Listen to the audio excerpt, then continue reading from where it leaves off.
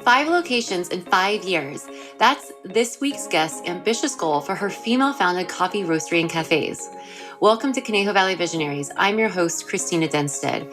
Today you'll hear from Gacia Tachejian, the owner of Laidrey in Agoura Hills, Tarzana, and Encino.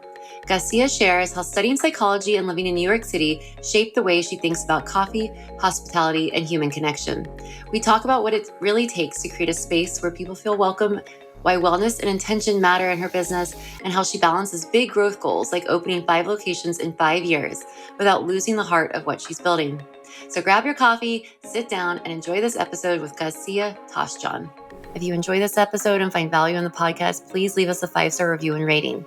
This helps more people find the podcast, and therefore each story can reach more folks in the Conejo Valley. Welcome to Conejo Valley Visionaries, Gacia. Thank you so much for being here. Thank you for having me. I'm so excited. I am too. This has been like I've wanted to have you on the podcast for a very long time. Not only am I a fan of Laidrey, but also last year I did a partnership with Neighborly, and Ellen Chen, who is married to Mario, who started Neighborly, was like, you have to interview her for the podcast. And I was like, you're right, I do. And so I'm so glad that it's finally happening right now. And I cannot wait to hear your story. So as we like to do here, always want to know, what did you want to be when you grew up as a kid? Ooh, I love that question. I wanted to be a dancer. I love that. Were you doing dance classes as a kid? How did that happen? So as a kid, like truly like a kid, up until I was like, I don't know, 16 years old. I grew up listening to Michael Jackson, Janet Jackson. I was really into pop. And then I started dancing when I was 8 years old. My mom put me in dance and I was obsessed. So I danced all the way even into college. So like I did ballet, jazz, tap, hip hop. Even like when it got expensive, because it was expensive, I would teach kids dance so that I could take dance classes. So it was, as a kid, I truly still enjoy dance, and I use dance as like therapy now. Yeah. I love that. That's incredible. Did you imagine that you would be like a backup dancer for Janet Jackson? Did you have an idea of like turning it into a career? And Beyonce and all of them. Yeah. Amazing. Yes. But that's, as a kid, like you just think about like what you have fun doing. And that's like, yeah. Yeah, that's amazing. So did you, you mentioned you danced in college, but what did you go to college to study? I went to UCLA as undergrad and I studied psychology. Okay. Yeah. What did you think you were going to do with that? So I always wanted to do something impactful in a way, like one-on-one helping people. At first, that's what I thought I wanted to do. And I took my first psychology course actually while I was still in high school, and I was fascinated by it. So I already knew, okay, when I get into college, I'm going to take, I'm going to major in psychology. And that was my plan, was like just to get, I always knew I had to go to grad school. I didn't know what I was going to go to grad school for, but I wanted to get my bachelor's in psychology because I knew I could do some kind of impactful work with people and make people happy in a sense. Okay. Oh, wow. Why did you always think you were going to go to grad school? Was that from parents' influence, or you just love academics? No, absolutely parent influence. Okay. I have an older brother, and he's 2 years older than me. And so I'm just naturally a competitive person. And it was very much instilled in us that we, go to school, get an education, find a good job, stable, safe, secure, retirement plans and things like that. Yeah. So, and my brother was going to pharmacy school. And so for me, it was always like, okay, like I got to do something great too. I got to, move up and level up and specialize in something. Yeah. Did you end up going to grad school? I did. Okay. I graduated UCLA with psychology, and I didn't know exactly what I wanted to do with it. And so I got a job at UCLA in research for behavioral health, which was like honestly an addiction. And it was really, really interesting. It ended up being a very fulfilling job. I got to be a part of an evaluation team and evaluate programs that were out there in to help people, with trauma, with alcohol abuse, any type of drug abuse. And I ended up I was like 21, 22, and they had me evaluating a program that was in a private women's prison in Sacramento. And I was flying Wow. out. I know it was a trauma informed substance abuse program. And this was back in 20, I can't, 2011, something like that. Okay. Maybe even earlier. Sorry, my dates, I'm so long ago. But and so it was very, very interesting, and I really liked to see how therapy was impactful in a larger sense, working with so many large groups of people. So I ended up going to grad school to get my master's in social work, Okay. but it was a very specific program for social entrepreneurship within the school of Columbia University in New York. And it was really about learning advanced research, learning about advanced programs and statistics, and then also like how to run a nonprofit, all that kind of like business and research side of behavioral health, but at the same time, the clinical side as well. So it was a really challenging program. Wow. We were 25 people at the time doing this program. It's pretty crazy. Ended up graduating. I could talk all about New York all day long. I know you lived there Yeah, for. I was like, let's do it. I I mean, always find that so interesting. I mean, I love a little talk about what years were you there?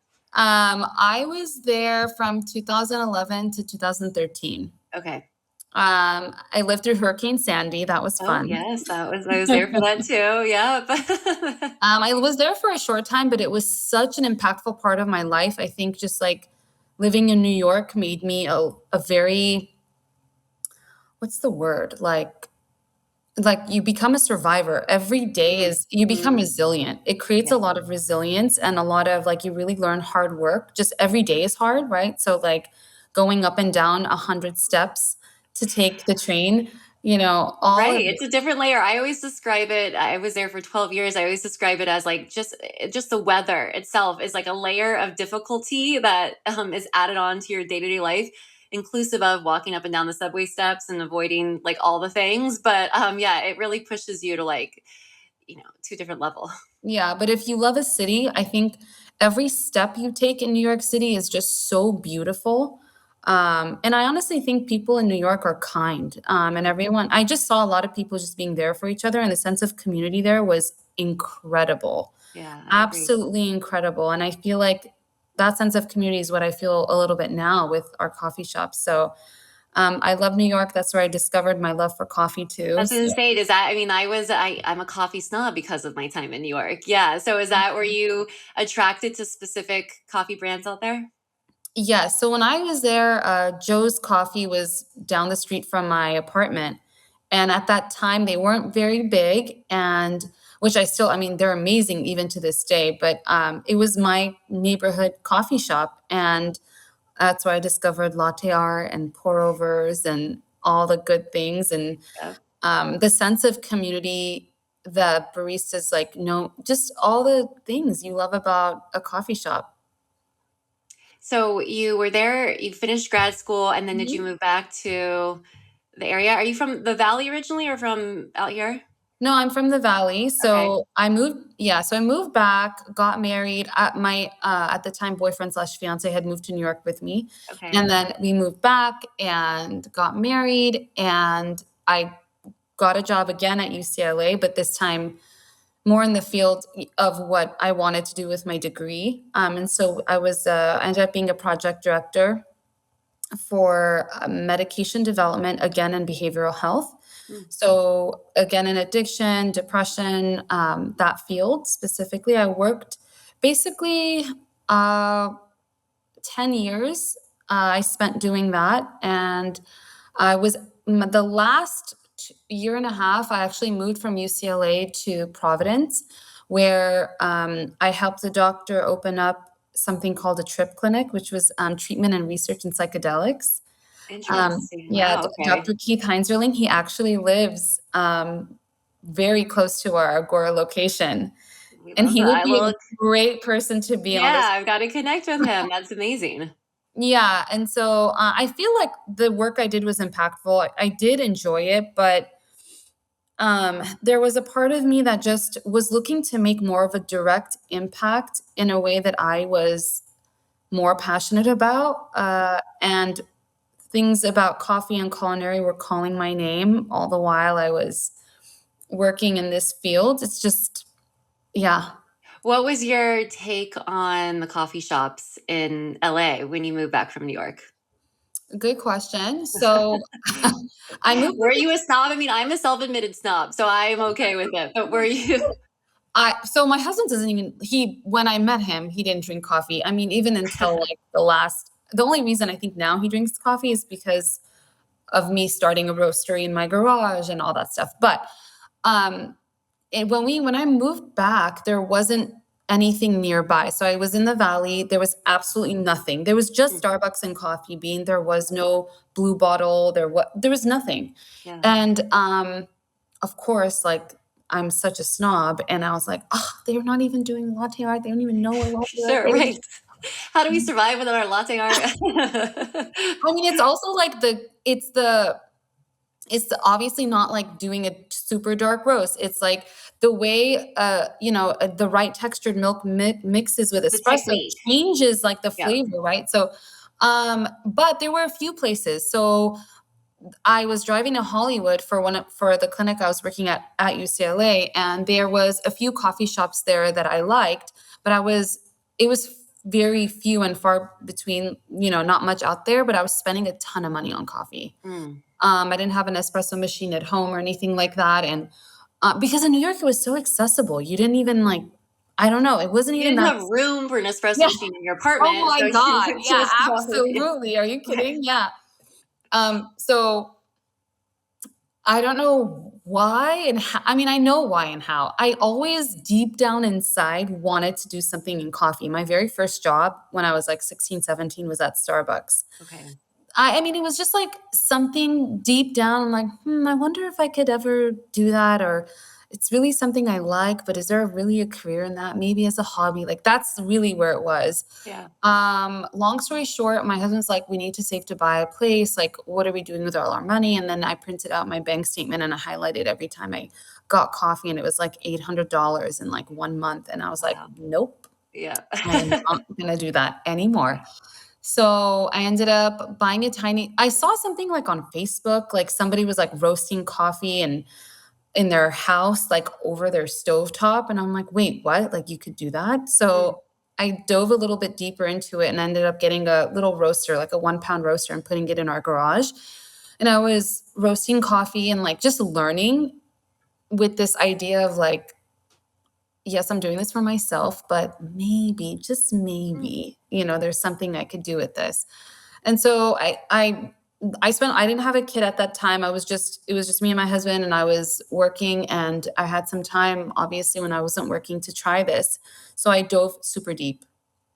I watched all the videos on YouTube. I read all the books. I did all the things, and I just started just roasting every weekend, and I was giving it out to friends and family.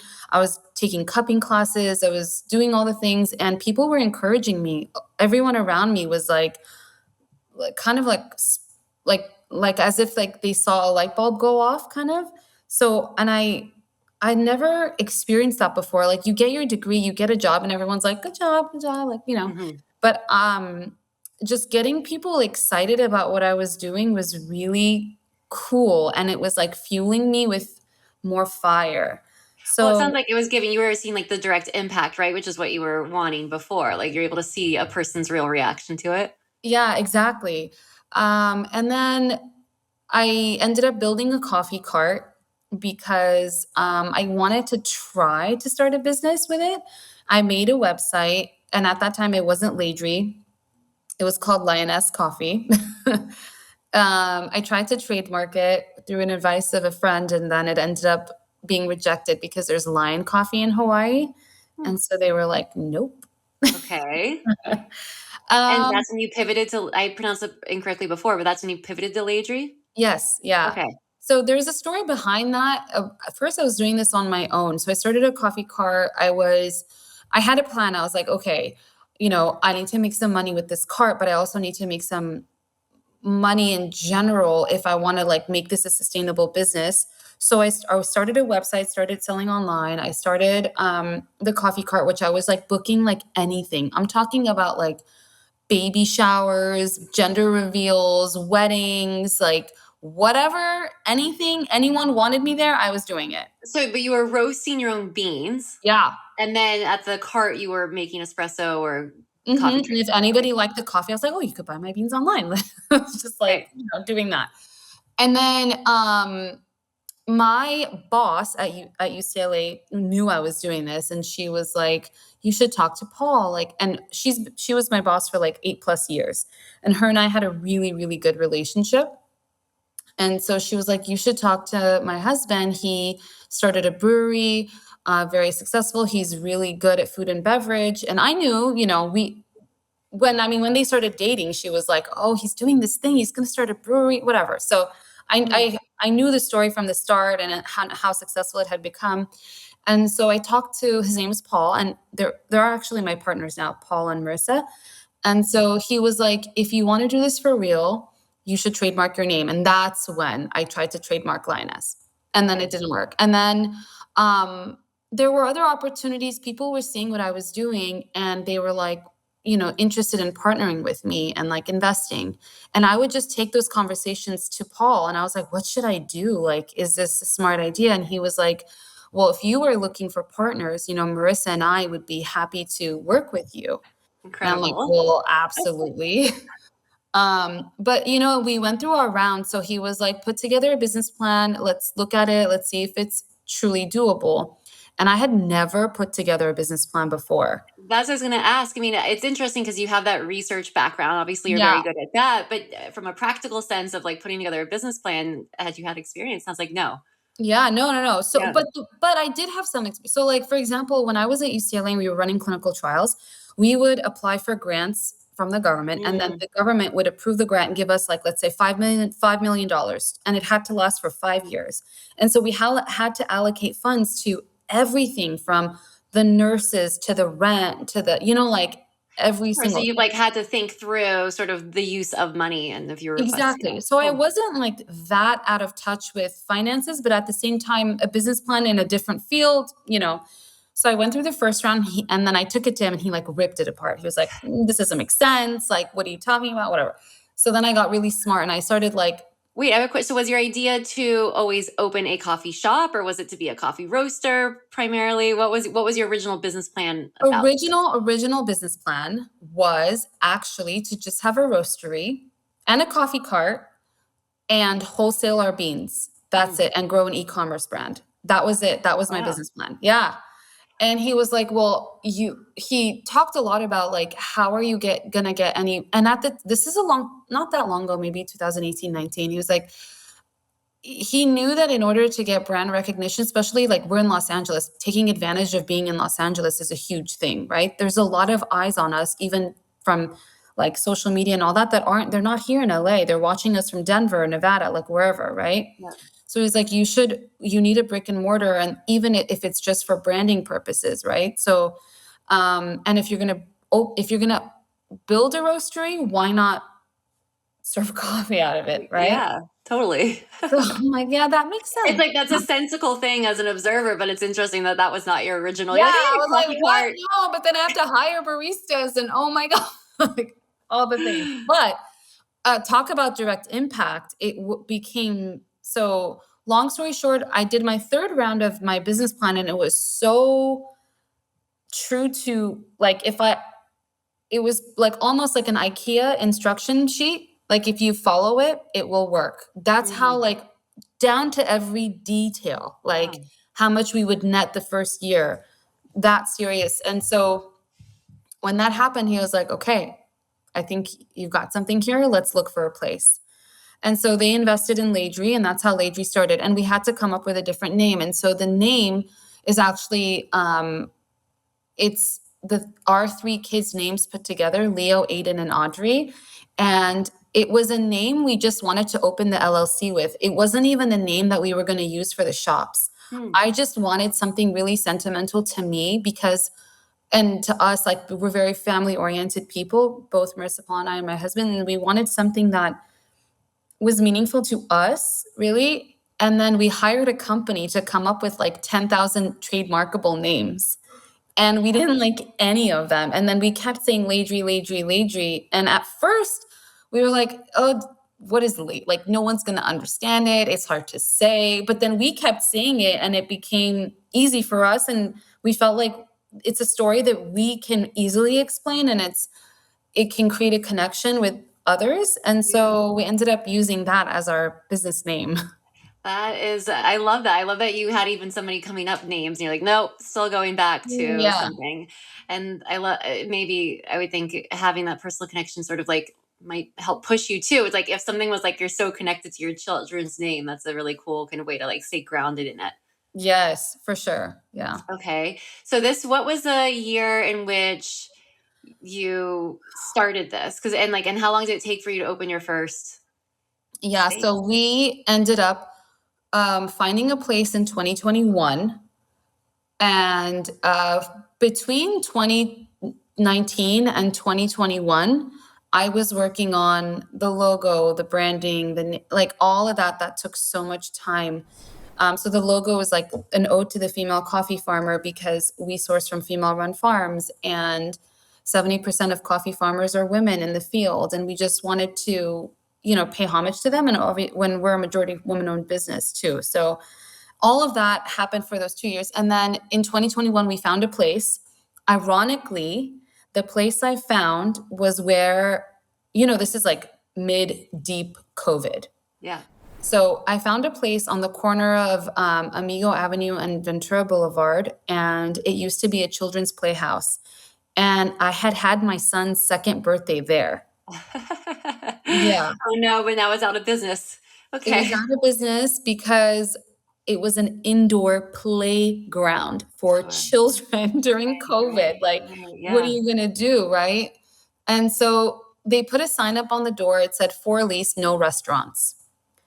And I kept driving by it. And I'm like, man, this is a perfect location. Like, we're not really a restaurant. Maybe I can like convince the landlord, because we're not going to put a hood. We're not going to do those things. So I called. And he ended up, I'm Armenian by ethnicity, and he ended up being Armenian, the landlord, which always helps, right? Okay. And so he was like, okay, let me hear you out. And then he was nervous too, because COVID, because I'm a brand new business. I don't have like any brand recognition or anything. But, having Paul by my side as a business partner who had founded and sold an incredible business helped a lot. I bet. And so we ended up signing a lease. It took a year to build, because all the inspection, like all the departments within the city, they were only open 2 days a week. And then at the same time, like, we're on Ventura Boulevard, and we're in an area where they don't even, like, the city people didn't really understand what we were trying to do. We're like, it's a roastery. And they're like, wait, it's a manufacturing facility? Like, they couldn't understand like Oh, it exactly didn't like what. fall into a very specific license or permitting situation? Yeah, so it's super difficult to like, Hmm. they're like, "Oh, but this is an oven, so you need a hood." I was like, "No, oh my God. Can you just look?" And I was like sending the manual to the roaster to like everybody in the city. Anyway, so we ended up, it took a year, and because it took a year, the building that we signed a lease to, it had a newspaper stand attached to it because it was on a corner. And newspaper stands like these days don't really do well. And so the I love like landlord. old school LA newspaper stands. Yes. So the landlord was like, I'll just throw it in. You can have it, use it as storage. And I was like, oh, well, that's perfect. It has its own power. It had its own everything. So I turned it into an outdoor coffee shop Hmm. until the inside opened. So for like 7, 8 months, we were outside with our coffee cart every day in the newspaper stand. And obviously at the time it was like everyone was masked. Even Starbucks wasn't like really letting people in. So it worked out really good in a way of like introducing ourselves to the neighborhood people.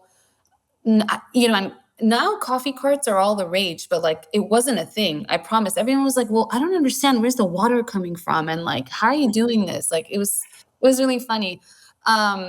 And we built up like a nice little like loyalty group of people within the area.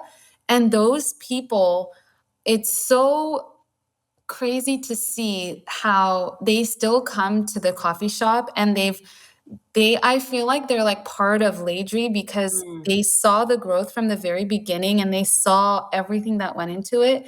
And I love how they have a personal relationship with me and with the business. And as much as social media is really important to get the word out, I think word of mouth is still such a powerful tool, Yeah. especially in the hospitality world. I just think having that coffee cart outside for those 8 months is still such an impactful part of who we are. Yeah, that I mean that makes a lot of sense. And it helps sort of like establish you and create those personal connections at a time when it was hard to have a personal connection with somebody.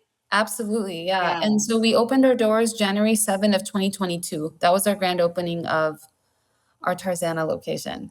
And so it was you're roasting your beans there, but Mhm. you're also a full service cafe outside of Mhm. not having food that you're Oh my God, preparing. you should have seen the things I was doing. I was person with no, like, never worked in a restaurant, like, self-taught everything. I put like 12 toast items on my menu. I was cooking French toast in a turbo chef. I was like making the most incredible food items, but also what the hell was I doing? Doing too Because much. Right. yeah, I was doing way Yes. too much. I'm like, Yes. slice up the pears, whip up the ricotta, like do the like it was crazy. But it was I think it was everything happens for a reason, and I think it was definitely a blessing that I did that at first, because not only had the community not ever seen a roastery, a lot of people, I mean, if you don't travel and you don't really care about coffee, you're not going to a Starbucks Reserve or something like that where you get to access, you know, you know, roasteries. And I know there are a few in downtown LA, but again, we're in the valley, and if you're not commuting there for work, you're probably it's how LA is. Like, Yeah, you're in you're the not main. gonna choose to drive, like, somewhere unless you truly are passionate about what they're serving on that side of town. But, so that really set us apart in Tarzana, and then it also helped that we had, so many different food options as compared to more of, like, commodity coffee shops. Mm. So we went crazy with all the open-faced toasts, and, we were pickling our own onions. We still do, we made a lot of things in-house at that time, and it really set us apart. But then I got smart. And so speaking of Ellen Chen, I, I met her through a program that I became a part of. It's called Regarding Her. It's a nonprofit organization for women in the food and beverage industry. And it has been so helpful to me Mm. to have that community around me. As a person who started off newer in this field, they connected me with people that were really willing to give advice for free, and help other women grow no matter what. So I met with Ellen. I think it was like still within the first year that I had been open, and I just soaked everything up, like Mm. everything she was saying. Because I know she's not in coffee, but fast casual industry is very similar in terms of like the wait times, the lines, like all the things you're serving, your menu, and all that. It's like Right, the operational know-how. And to those who might not be familiar with Ellen, she is a founder of Mendocino Farms, the huge sandwich chain. yes. Yeah. And so she helped me a lot, and I also, with my background in psychology and social work, the way that I communicate with my staff and the way that I lead within our company is very much like a nonprofit. So I took feedback as if it was direction, right? So I was listening to all of my baristas. I was listening to all of my Oh, interesting. Oh, yeah, and I'm very much well aware of my age versus theirs. I'm very much aware of who my consumer is and who I wanna attract and all those things, and so I was fine, and I knew I'm still small enough. We're small enough to where we can tweak and change things without it being some sort of, like, big drama, right? And so I still continue to fine-tune what we're serving, how we're serving, because when you're hiring baristas, you're hiring them because they're passionate about coffee and serving people in a certain way, right? And then you're telling them, hey, go pickle some onions and mash some avocados and dice up the tomatoes and the pear and and they're like, wait a minute. That's not my skill set. Yeah. Yeah. And so we fine-tuned along the way, and we've partnered with incredible vendors, and I've been very picky about what we bring in and serve at our shops, but to better streamline and better serve and, I mean, it sounds like you've been able to pull in some real kind of like heavy hitters in the industry to support you, which is great that you're willing to take that on. And also, like, they've helped guide you a lot. yes, yeah. And of course, like my partner Paul as well. Like I call him like my bumper wheels from at a bowling alley. So he always is like, looking at our numbers and trying to figure out, where our weak points are and, challenging costs, even though that's been the biggest challenge over time because of the tariffs and just cost of goods going up dramatically since COVID. Yeah. What is your favorite part of running your business? I love that. Or So I've heard of like your what is it? Your work of genius. I forget. I just learned this term the other day, and I'm like, well, yeah. And what? And what's that? I said, tell me. Well, it's just like I don't know if you are like if you've had like your energy charts read, like not to get too woo woo, but like where you like are best suited and like how you operate. And I'm always curious because it sounds like you have somebody helping maybe from a financial perspective. You came at it from like the psychology background, so maybe it's like managing people. Where do you feel like is your sort of like area in which you feel the most passionate about running your business? I am most passionate about running my team. Mm-hmm. And it's twofold. It's really running my team and being in my shops day to day and seeing how my guests experience the space. Mm. Those are two things I'm really passionate about and what gets me going, what keeps me motivated. And then I think I'm also it's so hard to choose one, but like obviously the coffee side is if we're not talking about serving specifically and like being in the space, I'm so passionate about creating the best product I possibly can create in the coffee world. So, you know, when it comes to sourcing, roasting, and then brewing, I'm very passionate about how we make things and how we innovate. So like all the seasonals are all things that Yes, you are the master of introducing new and like really creative seasonal items. yeah, it's really fun and I s- m- my yeah, it and yeah, that and I'm always looking to refine operations and that's this year my focus is really on even more so narrowing down on our brand and who we are and what we want to represent within the specialty coffee world Mm. and take hospitality to the next level. So I'm reading all these books about hospitality and it's now when I go into places, I can't stop talking about it. My husband's like, why can't we just sit here and just like enjoy? I'm like, no, but look how they're serving that. And look what cup it's in. And look how they're walking over there. And look how I'm so obsessed with Mm. hospitality and how you make somebody feel. And so my passion in that is like growing more and more, I feel like. I mean, you can hear it in your voice. That's amazing. I love that. Let's go back to your locations though. So you open your first one. Now, obviously, you have, or not obviously, but you have three locations. One of them in Agoura, which is the Conejo Valley connection. Tell us how you kind of open those two spots and why specifically in Agoura too.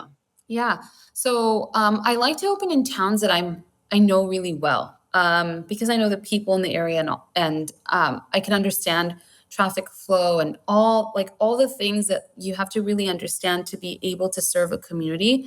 And so Encino, I went to high school in Encino, and I mean Tarzan and Encino are not far from each other, so I joke and Chili's is making a comeback, and I used to this first I don't know what happened, but I think some TikToker posted about Chili's, and now it's all the rage. Well, I actually was just reading. Apparently, it was because one article was claiming it's because it launched this like triple dipper kind of value meal, and that's like the trend right now, and that's kind of like what set it apart. but I'm sure a lot of it has to do with TikTok Yeah, but too. so speaking of Chili's, the one in Encino, like I grew up going there. Like in high school, it was like our place, and like even after high school. So, um, one of our regulars, Mary, she owns a art studio in Encino called Mary Cherry for kids, and she had this other retail space that she didn't want to keep anymore. And so one day when she was in our shop, she came to me and said, "Would you be interested? I always wanted to open up a coffee shop in this space because I thought it would do really well, but it's just not my forte. Would you want to take a look at it?" And so I took a look and it was perfect. It was another corner spot on Ventura Boulevard, which is ironic because it also has like no light. It's just a street. So people laugh that it's how similar can you be in your spaces, but like it was also a really smart way to scale. Um, it's half the size of Tarzana because we don't have a roastery in it. It's just a coffee shop. And so um, I was able to take over her lease, which was incredible. And the timing of it was so great because I was a recipient of a grant from Regarding Her, the organization, Yeah. which paid for my security deposit for that location. Wow. That's Yeah, it amazing. was very serendipitous. It was like the timing was like gold. It was incredible. So I secured the spot and very quickly figured out a way to also take out a small business loan so I can build out that location. Okay. And ironically, again, I mean, community is everything, let me tell you. One of our regulars who started coming when we had our cart outside was Mm, actually like the president of Preferred Bank, which was a community bank in Tarzana. And okay. so he would come to the car. He was like our 7 a.m. client, like 7 a.m. guest, right? So throughout that year, while I was open during the first year, he saw how busy we were getting, and he used to joke and say, "Ooh, I'm order number 35. That means you're busier before I got here," because he's one of our really early guests. And so he gave me his business card and he said, "If you ever need anything, let me know." And so I kept on that business card. And when I got that location, I called him and I was like, I need a business loan. I need to open up this location because it was just four walls essentially. I didn't have anything in there. And granted, yes, it was half the space of Tarzana. It still needed all the plumbing, all the like everything you need to open up It another. wasn't set up for like a restaurant or yeah. No, no. And so and so we took out that loan successfully.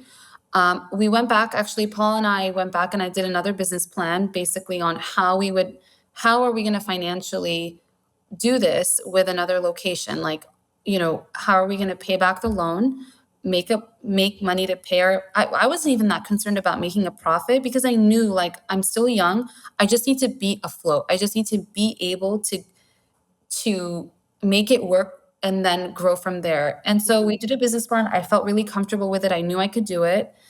And we did it. We opened that location, which is great.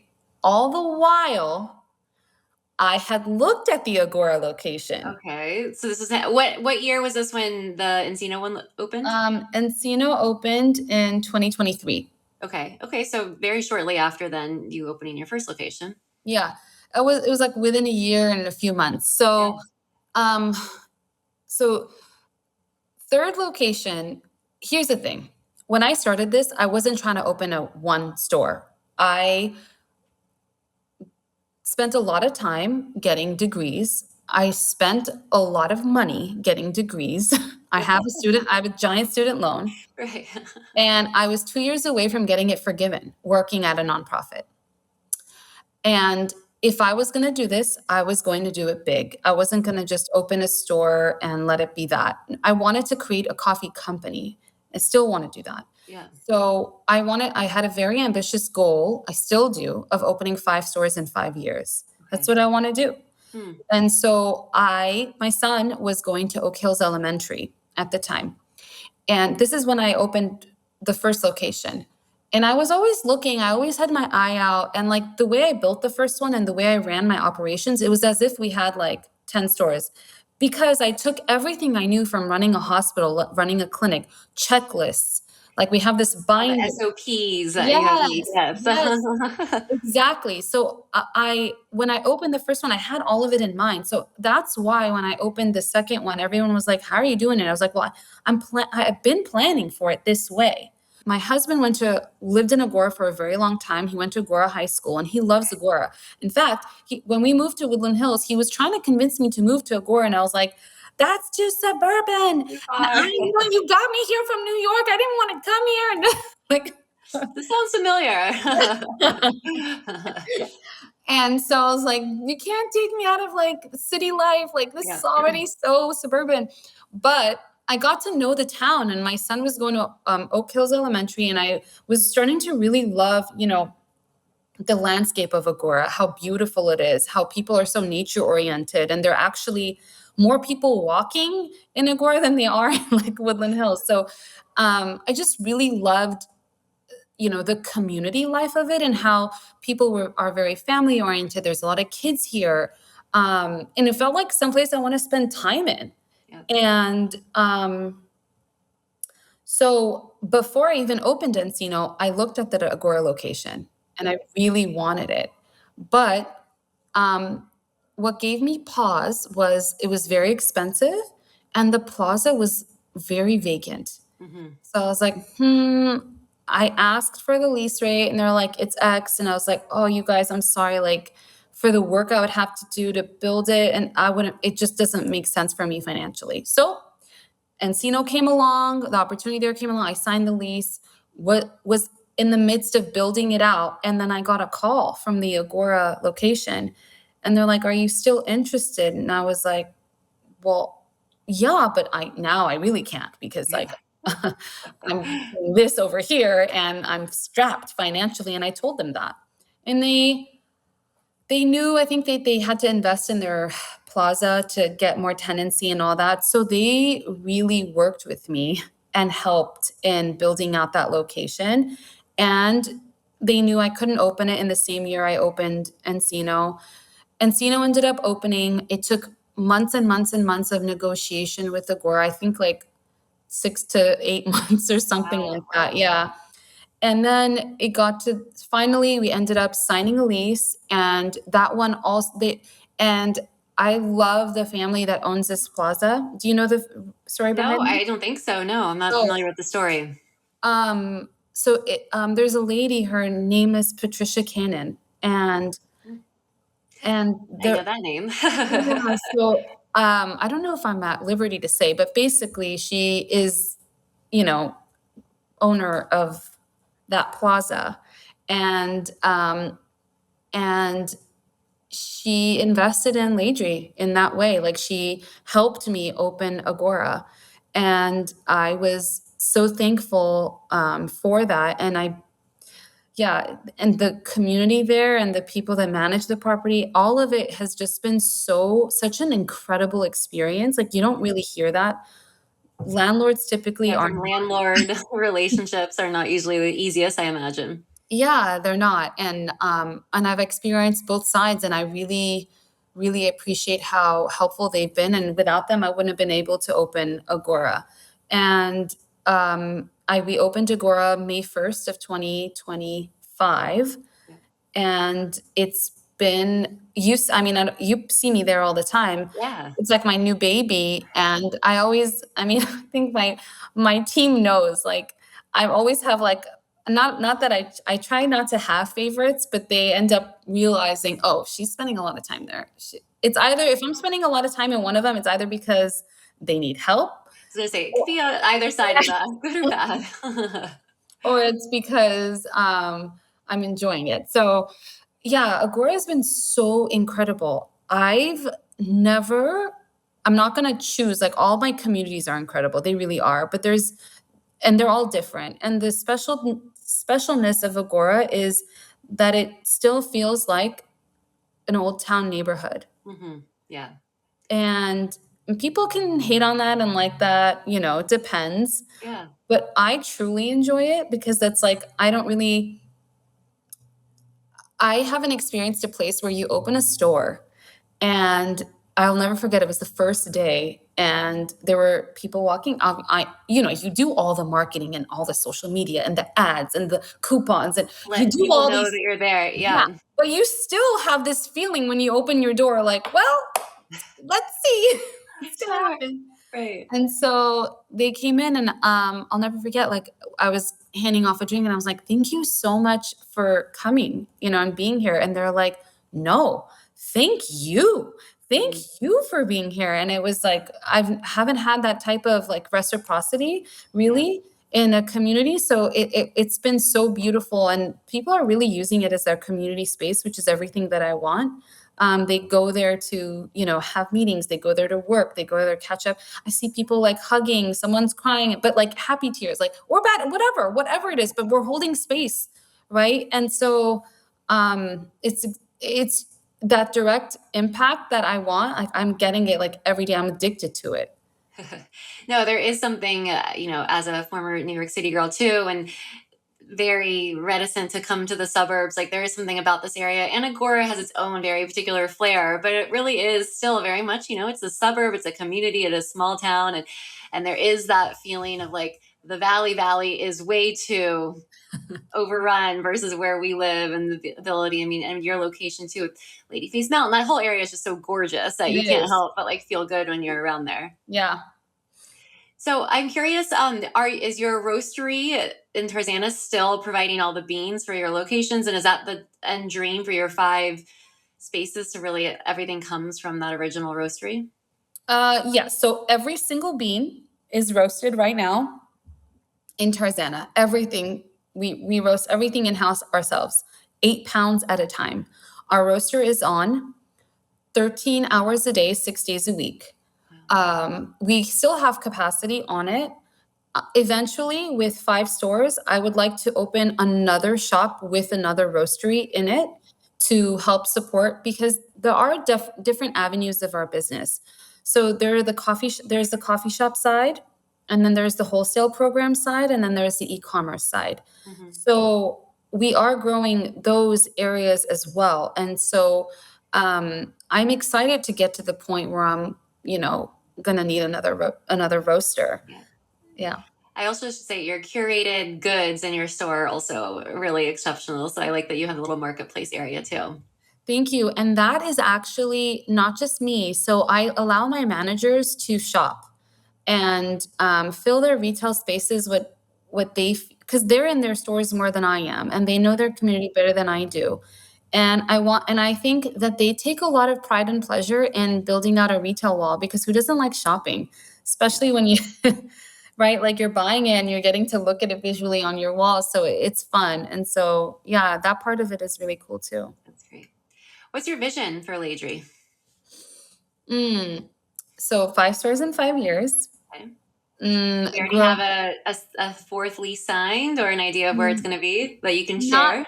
not yet, but I'm really Okay. loving the Conejo Valley. Okay. Ooh, I like that teaser. I support. Yeah. So I kind of just I know the valley, and I know my communities, right? So I want to continue to grow within my communities. I don't know where that'll take me, at least for the next few years. And I want to hone in on scaling more. I want to learn more, and really like I said, like honing in on our brand, and really I've started to really focus a little bit more on health and wellness, and really merging health and wellness with specialty coffee and hospitality is my goal. So when you think of Laidrey, I want you to think, oh, they have really good coffee, but they also make it like really well with really intentional ingredients. And if I want to add collagen to my drink, I can do that at Laidrey. Okay. I just because like I think it resonates with me. It resonates with a lot of people in general, and I want to be able to give.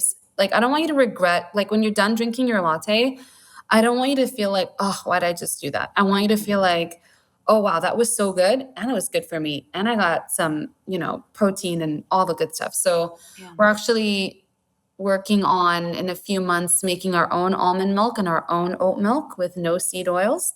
Okay. So really just leaning into that and learning a lot about hospitality and being able to make people feel the way I want them to feel at our shops.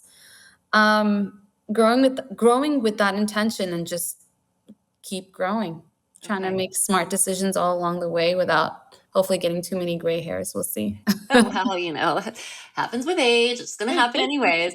Is the wholesale business a focus, or is that sort of like once you get to scale with like locations, then you'll invest more in that? No, so I lead our wholesale program. We don't have, there's a lot of companies out there, they have like a rep that will work full time and get them accounts. But for us, it's really important that we work with people that are willing to learn how to make really good coffee the way that we want them to make it, because they're going to be a representation of us. So we're careful about, where it goes and who brews it and who makes it. And we're very hands-on with that program. So I'm growing it very mindfully in a sense.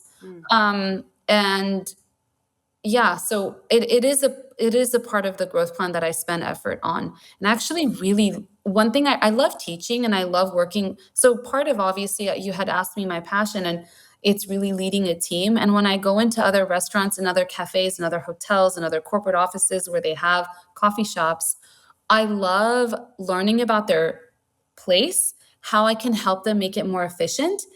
I love training staff. I think it's really fun.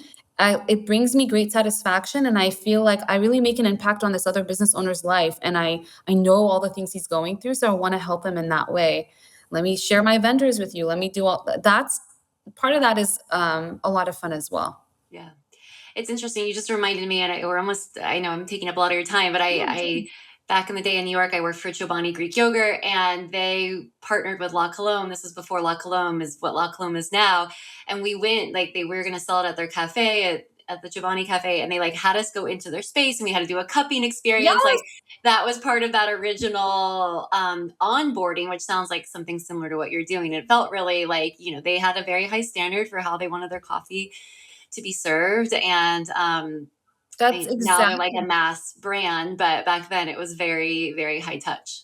Yeah, so that's what we do. So the headquarters of Snapchat in Santa Monica, they have 4 coffee shops on their campus. And so we go in and we train all their staff, and we do all the things, and it gets people really excited to be serving our product, which is everything I could dream of. Yeah, awesome.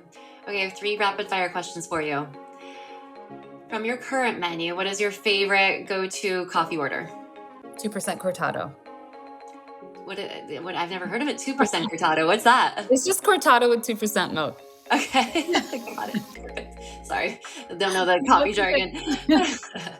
What's your favorite thing to do in the Conejo Valley? Shopping at the Wizen Center. Do you have a favorite store there? Are you a big furniture gal or vintage? I love all of the consignment stores. I love perusing those aisles, and yeah, I shop there a lot, and I love Basta. Yes, always good. Big fans over here too.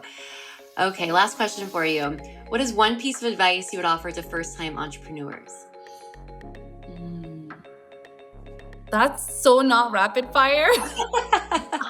Take as much time as you want. We want this to be practical for those who might be interested in also starting a business. Just do it. Okay, so you're going to make a lot of mistakes. Don't overthink it. Just take the steps. Just try, just do something and just learn from it. Don't worry. Like, the whole world is not watching you. Just take that first step. Perfect.